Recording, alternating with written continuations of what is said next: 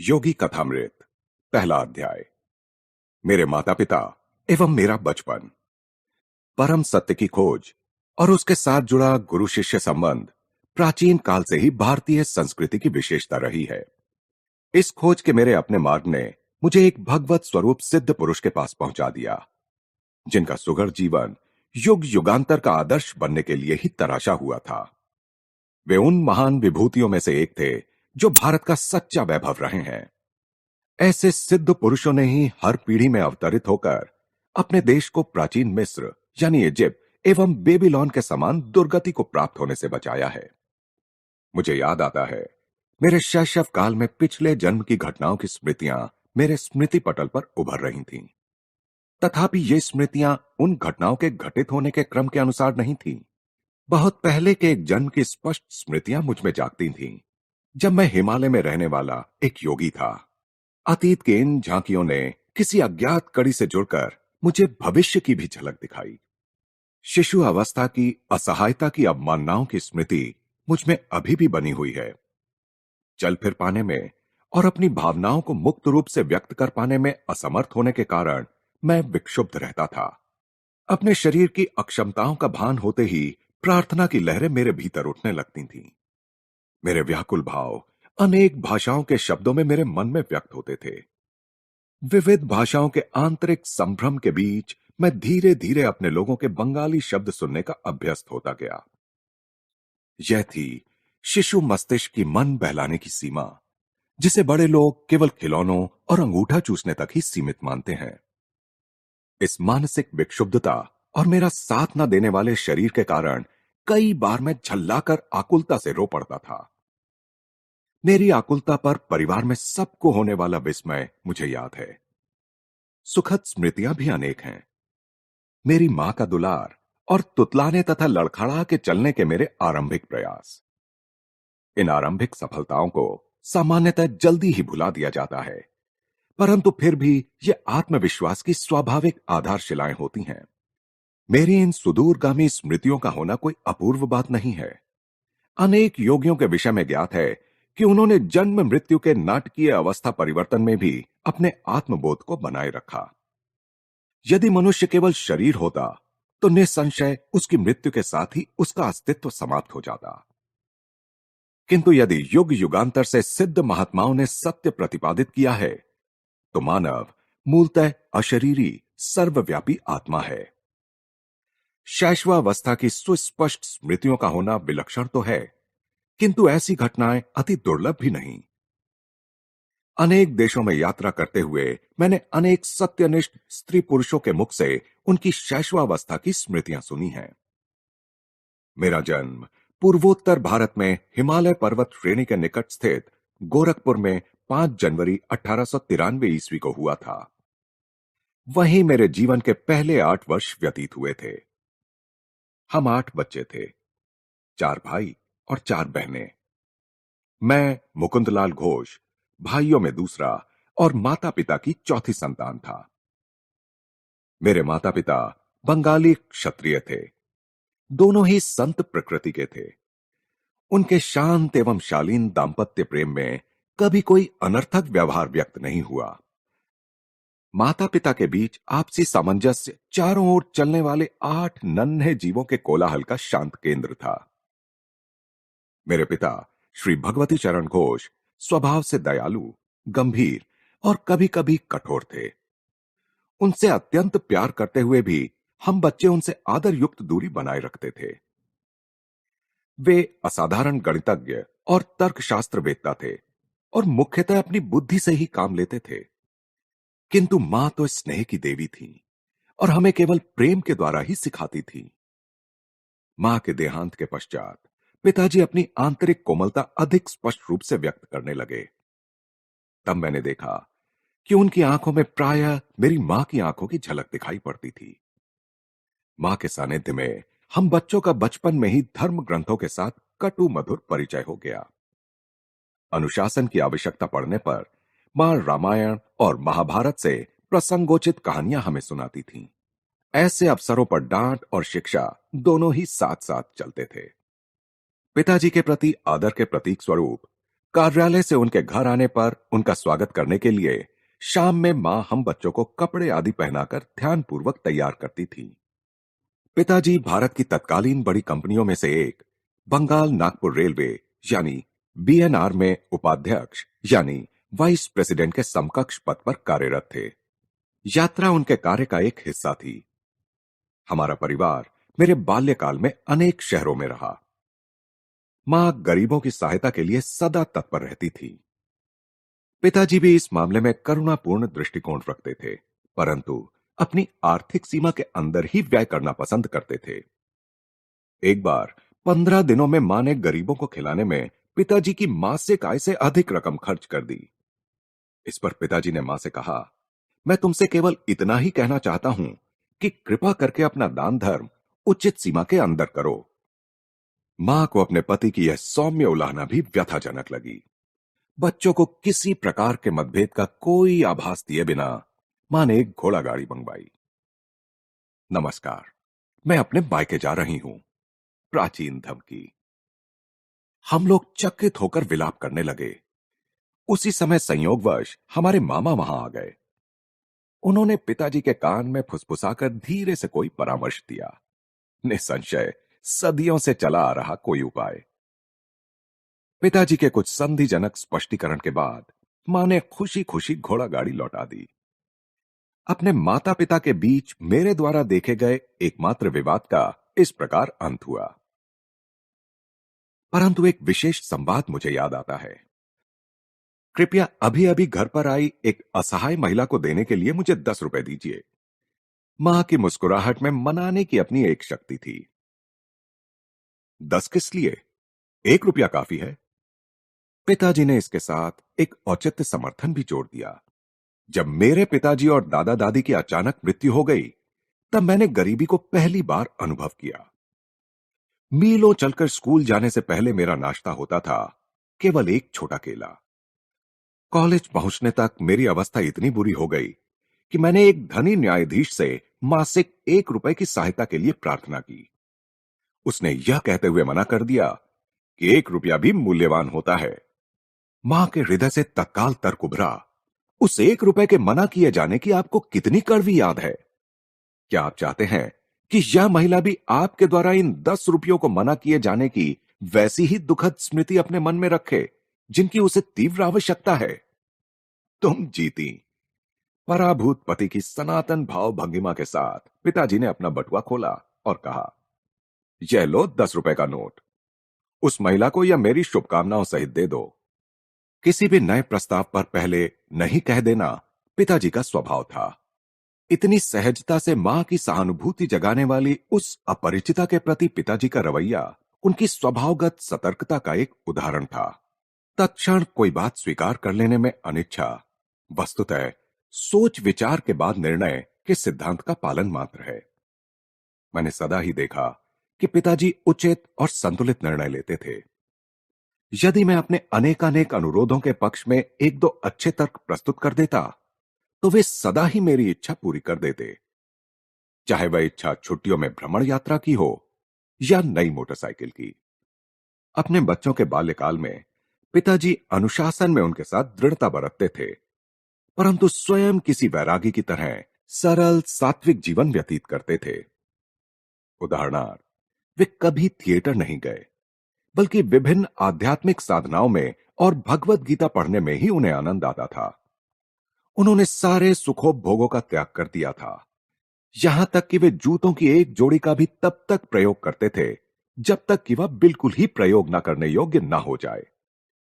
Motor कारें साधारण चलन में आ जाने के बाद उनके बेटों ने कारें खरीद ली, परंतु पिताजी प्रतिदिन अपने ऑफिस जाने के लिए ट्राम गाड़ी की सवारी में ही संतुष्ट रहे। सत्ता या वर्चस्व प्राप्त करने के लिए धन संचय करने में पिताजी को कोई रुचि नहीं थी। कोलकाता अर्बन बैंक का गठन करने के बाद स्वयं अपने लाभ के लिए उसके शेयर रखने से उन्होंने इनकार कर दिया। उनकी इच्छा तो अपने अतिरिक्त समय में केवल अपने नागरिक कर्तव्य का निर्वाह करने की थी। पिताजी के पेंशन लेकर सेवानिवृत्त होने के कई वर्षों बाद बंगाल नागपुर रेलवे के बही खातों की जांच करने के लिए इंग्लैंड से एक अकाउंटेंट महोदय भारत आए।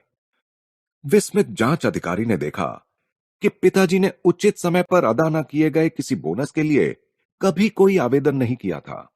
उन्होंने कंपनी को बताया, इन्होंने अकेले 3 आदमियों के बराबर काम किया है।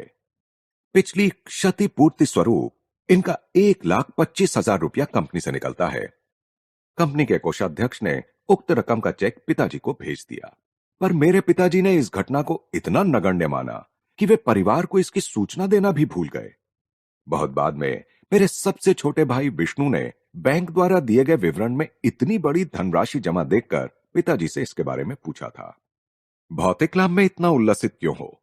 पिताजी ने कहा, संभाव को जिसने अपना लक्ष्य बना लिया हो वह ना तो किसी लाभ से उल्लसित होता है, ना ही किसी हानि से दुखी। वह जानता है कि मनुष्य इस संसार में खाली हाथ आता है और खाली हाथ ही जाता है। अपने वैवाहिक जीवन में पदार्पण करने के शीघ्र बाद ही मेरे माता पिता एक महान गुरु बनारस के लाहिड़ी महाशय के शिष्य हो गए। इस संपर्क से पिताजी के पहले से ही विरक्त स्वभाव को और बल मिला। मां ने एक बार मेरी सबसे बड़ी बहन रोमा को एक उल्लेखनीय बात बताई। तुम्हारे पिताजी और मैं संतान प्राप्ति के लिए वर्ष में मात्र एक बार पति पत्नी के रूप में साथ सोते हैं। पिताजी लाहिड़ी महाशय से अविनाश बाबू के माध्यम से मिले थे। अविनाश बाबू बंगाल नागपुर रेलवे के एक कर्मचारी थे। गोरखपुर में मेरे बचपन में अविनाश बाबू मुझे अनेक भारतीय संतों की मन को तल्लीन कर देने वाली कहानियां सुनाया करते थे। वे सदा अपने गुरु की श्रेष्ठतर महिमा के विषय में श्रद्धा पूर्वक कुछ न कुछ कहकर ही अपनी कहानी समाप्त करते थे। तुमने कभी सुना है किन असाधारण परिस्थितियों में तुम्हारे पिताजी लाहिड़ी महाशय के शिष्य बने थे? गर्मियों के मौसम में एक अलसाए दिन मैं और अविनाश बाबू मेरे घर के अहाते में बैठे थे। तब उन्होंने मेरी उत्सुकता जगाने वाला यह प्रश्न मुझसे किया। मैंने आशा भरी मुस्कुराहट के साथ ना में सिर हिलाया। तुम्हारे जन्म से कई वर्ष पहले मैंने अपने वरिष्ठ अधिकारी अर्थात तुम्हारे पिताजी से अपने गुरु का दर्शन करने बनारस जाने के लिए 1 सप्ताह की छुट्टी देने की याचना की, पर तुम्हारे पिताजी ने मेरी इच्छा का उपहास किया। उन्होंने कहा, क्या तुम धार्मिक कट्टरवादी बनना चाहते हो? यदि जीवन में आगे बढ़ना चाहते हो तो अपने काम पर ध्यान दो। झाड़ियों में से गुजरती एक पगडंडी से उस दिन उदास मन लिए मैं घर जा रहा था कि पालकी पर सवार तुम्हारे पिताजी से मेरी मुलाकात हो गई। उन्होंने पालकी और नौकरों को विदा कर दिया और मेरे साथ चलने लगे। मुझे सांत्वना देने के लिए वे सांसारिक सफलता के लिए प्रयास करने के लाभ मुझे समझाने लगे, पर मैं उनकी बातें बेमन होकर सुन रहा था। मेरा हृदय बार बार यही पुकार रहा था, लाहिड़ी महाशय, मैं आपके दर्शन के बिना जी नहीं सकता।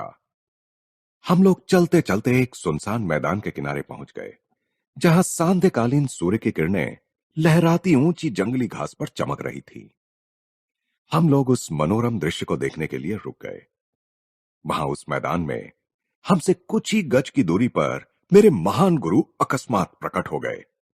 उनका स्वर वातावरण में गूंज उठा, भगवती, तुम अपने कर्मचारी के प्रति अत्यंत कठोर हो। इसके साथ ही वे जिस रहस्यमय ढंग से प्रकट हुए थे उसी रहस्यमय ढंग से अंतर्धान हो गए। मैं जमीन पर घुटने टेककर लाहिड़ी महाशय पुकार रहा था। कुछ क्षणों के लिए तुम्हारे पिताजी स्तंभित हो गए। अविनाश, मैं न केवल तुम्हें छुट्टी दे रहा हूं, बल्कि वाराणसी जाने के लिए मैं स्वयं भी छुट्टी ले रहा हूं।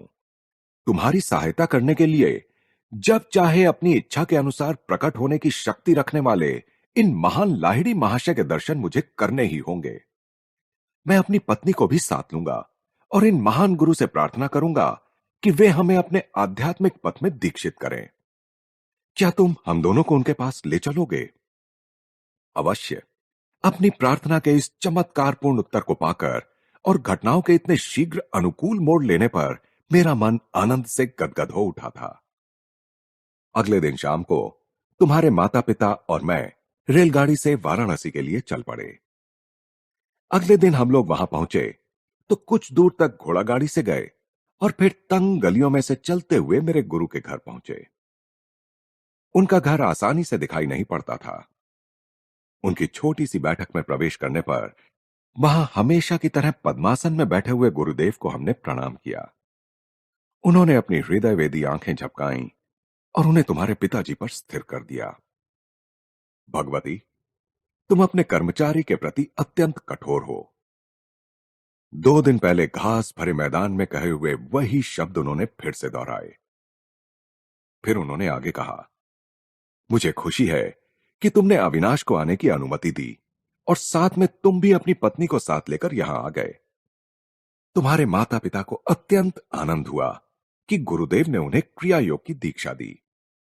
उस पवित्र दर्शन के अविस्मरणीय दिन से ही तुम्हारे पिताजी और मैं गुरु भाई के रिश्ते से घनिष्ठ मित्र रहे हैं।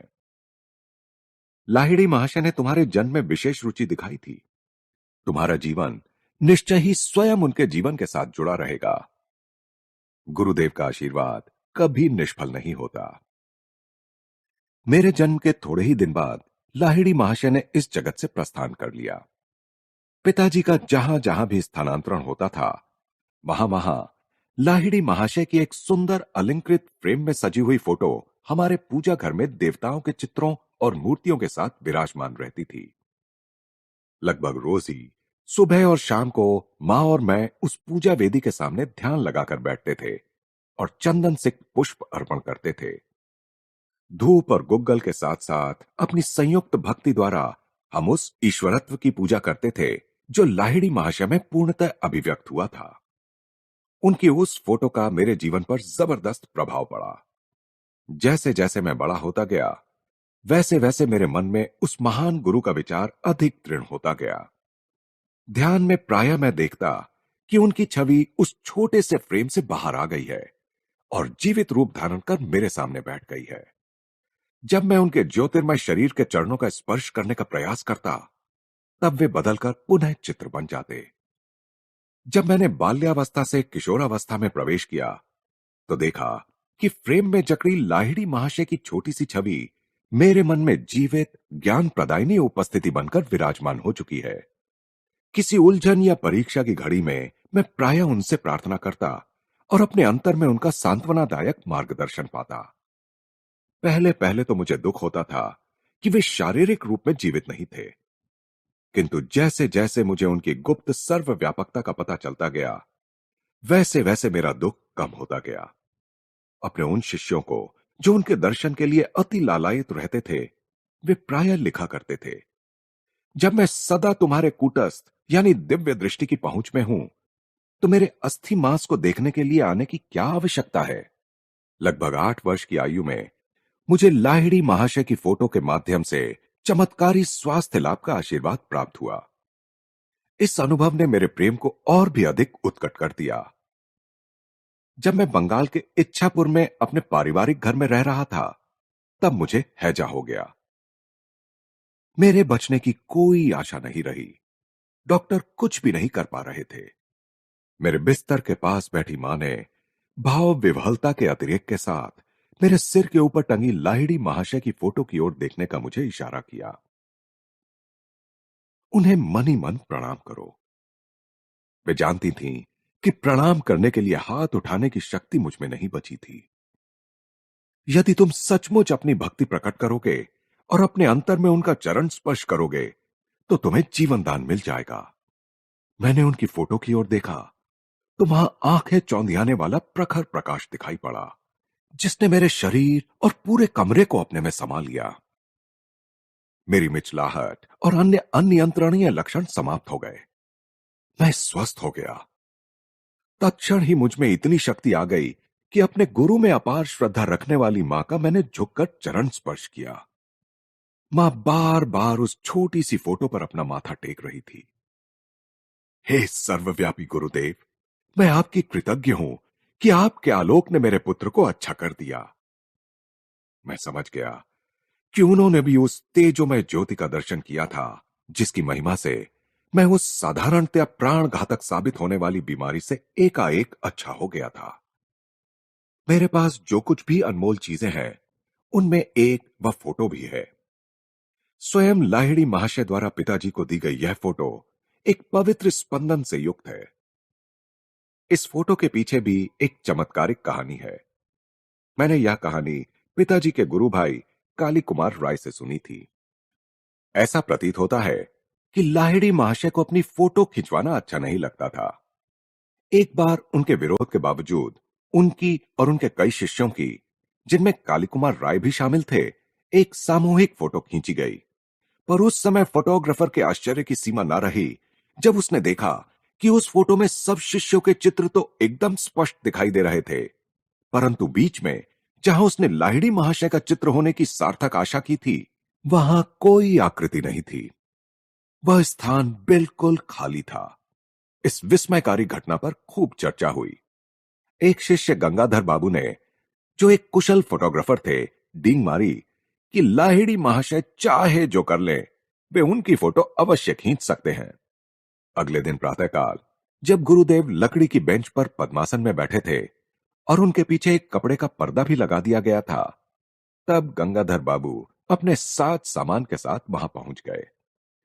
सफलता के लिए सारी सावधानियां बरतते हुए उन्होंने उत्कंठापूर्वक 12 फोटो खींची, किंतु शीघ्र ही उन्हें दिखाई पड़ा कि हर प्लेट पर लकड़ी की बेंच और पर्दे का चित्र तो स्पष्ट है, पर गुरुदेव की आकृति का पुनः कहीं पता नहीं। गंगाधर बाबू का अभिमान चूर चूर हो गया। अश्रु बहाते हुए वे दौड़े दौड़े लाहिड़ी महाशय के पास पहुंचे। कई घंटों के बाद लाहिड़ी महाशय ने इस सार गर्भित वाक्य के साथ अपना मौन तोड़ा। मैं ब्रह्म हूं। क्या तुम्हारा कैमरा सर्वव्यापी अगोचर का चित्र खींच सकता है? गंगाधर बाबू ने कहा, मैं देख रहा हूं कि नहीं खींच सकता, परंतु हे सर्वज्ञ गुरुदेव, आपके देह मंदिर की एक फोटो प्राप्त करने की बहुत इच्छा है। मेरी दृष्टि संकुचित रही है। आज तक मैं यह नहीं समझ पाया था कि आप में ब्रह्म पूर्ण रूप से वास करता है। फिर कल सुबह आओ, मैं तुम्हारे कैमरे के सामने बैठकर फोटो खिंचवा लूंगा। पुनः फोटोग्राफर ने अपना कैमरा फोकस किया। इस बार अगोचर रहस्यमयता के आवरण से रहित उस पवित्र महापुरुष की आकृति प्लेट पर स्पष्ट रूप से उभर आई। गुरुदेव ने इसके बाद कभी अपनी कोई फोटो नहीं खिंचवाई, कम से कम मैंने नहीं देखी। वही फोटो इस पुस्तक में छपी है। सांचे में ढली लाहिड़ी महाशय की मुखाकृति से कुछ पता नहीं चल पाता कि वे किस कुल वंश के थे। उनकी रहस्यमय मुस्कान में ईश्वर साक्षात्कार के आनंद की कुछ कुछ झलक दिखाई देती है। बाह्य जगत में नाम मात्र की रुचि का संकेत देती उनकी अर्धोन्मीलित आंखें आंतरिक परमानंद का संकेत करती हुई आधी बंद भी हैं। इस जगत के क्षुद्र प्रलोभनों से अलिप्त वे आध्यात्मिक सहायता के लिए अपने पास आने वाले जिज्ञासुओं की आध्यात्मिक समस्याओं के प्रति सतत पूर्ण जागरूक रहते थे। गुरुदेव के चित्र की महिमा से स्वास्थ्य लाभ करने के थोड़े दिन बाद ही मुझे एक प्रभावकारी दिव्य दर्शन हुआ। एक दिन प्रातः अपने बिछौने पर बैठा मैं एक गहन दिवा स्वप्न में डूब गया। बंद आंखों के अंधकार के पीछे क्या है, यह अनुसंधानात्मक विचार बड़े वेग से मेरे मन में उभर आया। तत्क्षण ही मेरी अंतर्दृष्टि के सामने प्रखर प्रकाश कौंध गया। मेरे ललाट में विस्तीर्ण दीप्तिमान पट पर पर्वत गुफाओं में ध्यानस्थ बैठे संतों की आकृतियां छोटे छोटे चलचित्रों की भांति प्रकट होने लगीं। आप लोग कौन हैं? मैंने उच्च स्वर में पूछा। हम हिमालय के योगी हैं। इस दिव्य उत्तर का आनंद वर्णनातीत था। मेरा हृदय पुलकित हो उठा। आह, मैं भी हिमालय में आकर आपके जैसा बनना चाहता हूं। दृश्य अंतर्धान हो गया, परंतु रजत किरणें मंडलाकार में अनंत की ओर विस्तृत होती गईं। यह अद्भुत आलोक क्या है? मैं ईश्वर हूं, मैं प्रकाश हूं। यह ध्वनि बादलों की सौम्य बुदबुदाहट जैसी थी। मैं आपके साथ एकाकार होना चाहता हूं। यद्यपि वह ईश्वरीय आनंद क्रमशः क्षीण होता गया, पर उससे मैं ब्रह्म की स्थायी खोज की विरासत प्राप्त करने में सफल हुआ। ईश्वर शाश्वत नित्य नवीन आनंद है। यह स्मृति मेरे हृदय पटल पर इस अनुभव के बाद लंबे समय तक बनी रही। बचपन की एक अन्य स्मृति असाधारण है और उल्लेखनीय भी है, क्योंकि उसका चिन्ह आज भी मेरे हाथ पर है। एक दिन प्रातः समय मैं और मेरी बड़ी बहन उमा अपने गोरखपुर के घर के अहाते में नीम के पेड़ के नीचे बैठे थे। आसपास के तोतों को नीम के पके फल खाते मैं निहार रहा था और बीच में जो समय मिलता उसमें उमा दीदी मुझे बंगाली की पहली पुस्तक पढ़ने में मदद कर रही थीं। उमा दीदी ने अपने पैर पर फोड़ा होने की बात बताई और वो उस पर लगाने के लिए मरहम की एक डिबिया ले आई। मैंने उसमें से थोड़ा मरहम लेकर अपने हाथ पर लगा लिया। तुम निरोग हाथ पर मरहम क्यों लगा रहे हो?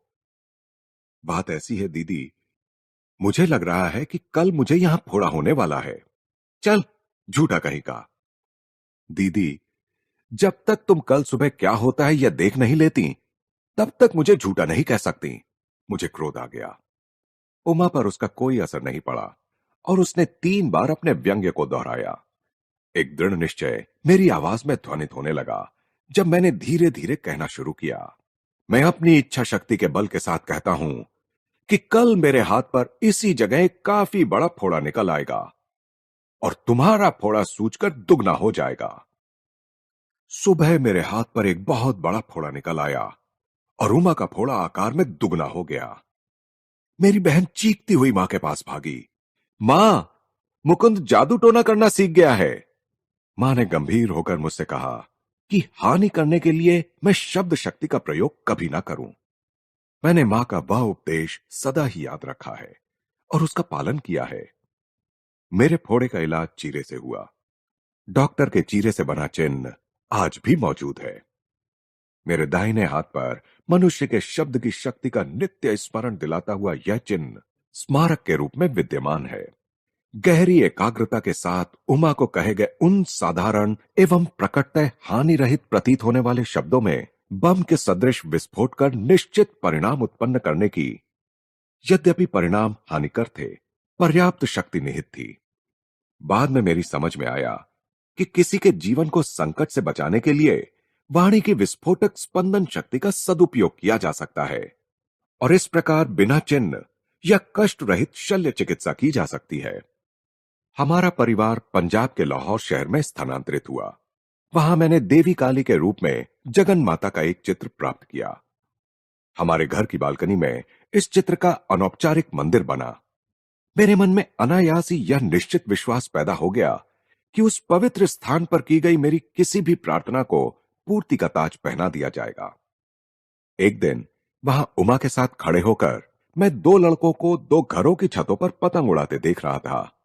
इन दोनों घरों और हमारे घर के बीच एक बहुत ही संकरी गली थी। तुम आज इतने चुप क्यों हो? उमा ने खेल खेल में मुझे धक्का देकर पूछा। मैं यह सोच रहा हूं कि कितनी अद्भुत बात है कि मैं जो भी मांगता हूं जगन माता मुझे दे देती हैं। मैं समझती हूं वह तुम्हें वे दोनों पतंगे भी दे देंगी। मेरी बहन उपहास की हंसी हंसते हुए बोली। क्यों नहीं? मैंने उन पतंगों को पाने के लिए मौन प्रार्थना शुरू कर दी। भारत में धागों पर मांझा यानी गोंद और शीशे का चूर्ण लगाकर पतंगों का खेल खेला जाता है। प्रत्येक पतंग उड़ाने वाला अपने प्रतिद्वंद्वी की पतंग काटने का प्रयास करता है। कटी हुई पतंग छतों के ऊपर से जाती है, तब उसे पकड़ने में बड़ा मजा आता है। उमा और मैं ऐसी बालकनी में खड़े थे जिसके ऊपर छत थी और दोनों ओर दीवारें भी थीं। इसलिए किसी कटी पतंग का हमारे हाथ आना असंभव प्रतीत होता था, क्योंकि स्वाभाविक तौर पर उसका धागा छत के ऊपर ही लटकता हुआ आगे निकल जाता।